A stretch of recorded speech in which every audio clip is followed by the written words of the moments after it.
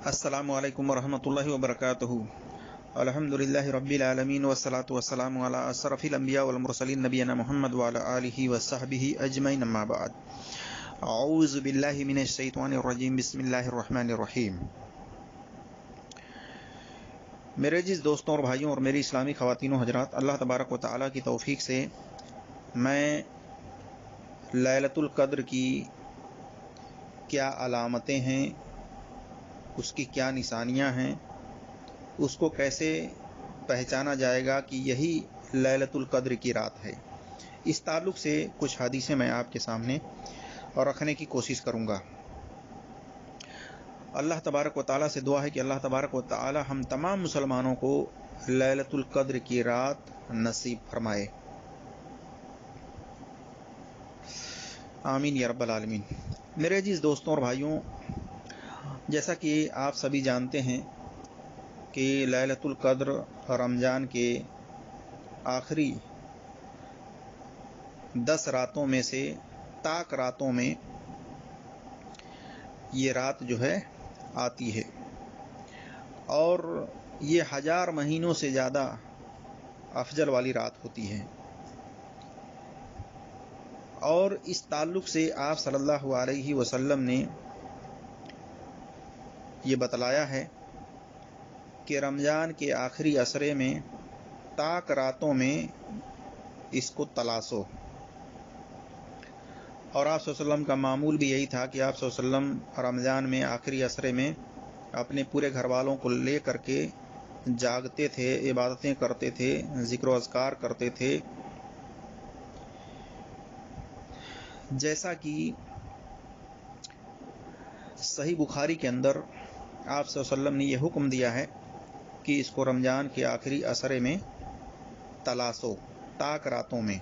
जैसे 21 तारीख है रमज़ान की, 21वीं रमज़ान, 23वीं रमज़ान, 25वीं रमज़ान और 27वीं रमज़ान और 29वीं रमज़ान, इनमें से कोई एक रात लैलतुल क़द्र की रात होती है। जैसा कि सही बुखारी में हदीस नंबर 2015 है, 2020 है, 2023 है। इसी तरह से सही मुस्लिम के अंदर हदीस नंबर 1165 है, 1167 है और 2762 और मुअत्ता इमाम मालिक के अंदर हदीस नंबर 210 और 271 वगैरह पर देख सकते हैं।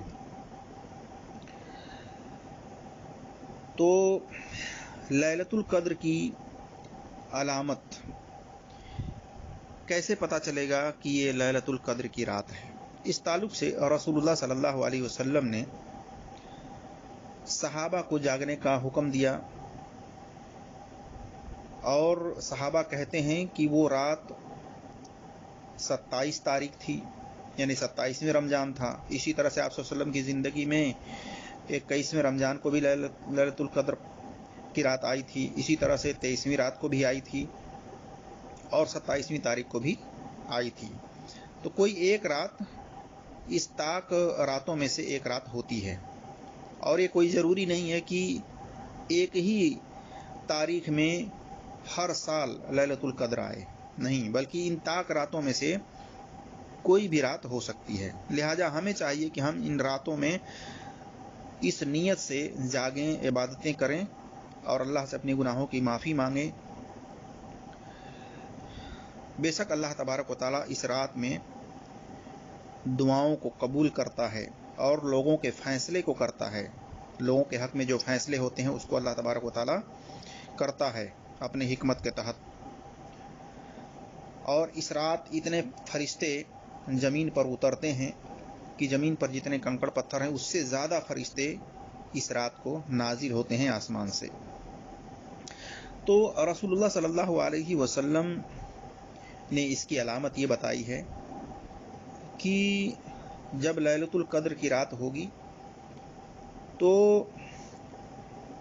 सुबह को, जब रात ख़त्म होने के बाद जब सुबह होगी तो सूरज जब निकलेगा तो उस सूरज के अंदर इतनी चमक नहीं होगी, इतनी सुर्खी नहीं होगी, बल्कि बिल्कुल उसकी सुर्खी ज़ायल के اس میں ہوگی، یعنی اس کے اندر سفیدی نظر آئے گی، سرخی جو ہے بہت کم نظر آئے گی، اور جیسے جیسے وہ بلند ہوتا جائے گا ویسے ویسے اس کے اندر سوائیں نہیں ہوں گی، جیسے اس کے اندر چمک ہوتی ہے وہ چمک نہیں ہوگی، سوائیں نہیں ہوں گی۔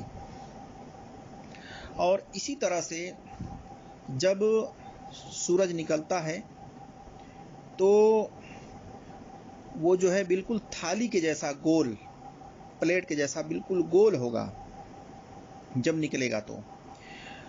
اور اسی طرح سے اس رات کے بارے میں آپ صلی اللہ علیہ وسلم نے یہ علامت بتائی کہ جب رات میں چاند، لیلۃ القدر کی رات میں جب چاند ظاہر ہوگا آسمان پر، تو اس چاند کے اندر اتنی تیز روشنی ہوگی کہ اس کی روشنی سے جو ستارے ہوں گے ارد گرد وہ سب اس کے چھپ جائیں گے اس کی روشنی کے تحت۔ ایسا لگے گا جیسے وہ چاند سورج کے اوپر غالب آ گیا ہے، اور بالکل صاف دکھائی دے گا۔ اور اس رات میں بارش بھی ہو سکتی ہے، جیسا کہ آپ صلی اللہ علیہ وسلم کے وقت میں جب لیلۃ القدر کی رات آئی تھی تو اس رات بارش بھی ہوئی تھی۔ تو بارش بھی اگر اس رات میں ہو جائے تو سمجھ لیجئے کہ ان طاق راتوں میں سے کوئی ایک رات اگر اس وقت بارش ہو جائے تو سمجھیے کہ لیلۃ القدر کی یہ رات ہے۔ اسی طرح سے اس رات میں نہ زیادہ گرمی ہوگی نہ زیادہ ٹھنڈی ہوگی، بلکہ معتدل درمیان میں رہے گا، نارمل حالت میں رہے گا، اور بالکل پرسکون دکھائی دے گا وہ رات۔ اس رات میں بالکل پرسکون اس کے اندر دکھائی دے گا۔ اسی طرح سے آپ ان تمام باتوں کی جو دلیل ہے وہ دیکھ سکتے ہیں صحیح مسلم میں حدیث نمبر 1170 ہے، اسی طرح سے 762 ہے، اور 1785 ہے، 2779 ہے، 2778 ہے، 2777 ہے۔ اسی طرح سے سنن ترمذی میں حدیث نمبر 793 ہے، سنن ابی داؤد کے اندر حدیث نمبر 1378 ہے، اور صحیح الجامع کے اندر حدیث نمبر 5475 وغیرہ پر دیکھ سکتے ہیں۔ اسی طرح سے لیلۃ القدر کی رات میں چاند کی روشنی سے زیادہ تیز ہوتی ہے، یعنی چاند کے اندر جو روشنی ہوتی ہے وہ بہت زیادہ تیز ہوتی ہے۔ جب آسمان کی طرف دیکھیں گے تو بالکل صاف شفاف دکھائی دے گا، کوئی تارے وغیرہ نہیں دکھائی دیں گے۔ اور آپ اس حدیث کو دیکھ سکتے ہیں صحیح ابن خزیمہ میں حدیث نمبر 2190 میں۔ اسی طرح سے صحیح ابن خزیمہ میں حدیث نمبر 2194، 2193 وغیرہ پر دیکھ سکتے ہیں، اور مسند احمد میں جلد نمبر 2 صفحہ نمبر 519، اور اسی طرح سے صحیح ابن خزیمہ میں حدیث نمبر 2192 وغیرہ پر دیکھ سکتے ہیں۔